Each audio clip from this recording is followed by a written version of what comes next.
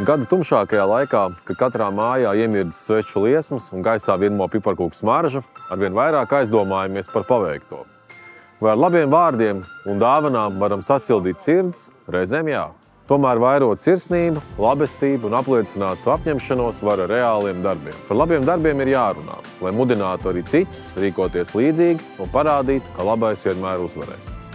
Esmu pārliecināts, ka ātrāk vai vēlāk, bet labais uzvarēs. Arī mēs, AJ Power komanda, ar savu darbu cenšamies pasauli padarīt labāku mums un mūsu bērniem, kā arī nodot daļu no tā, ko esam sasnieguši tiem, kam klājas grūtāk un kam svarīgi palīdzēt.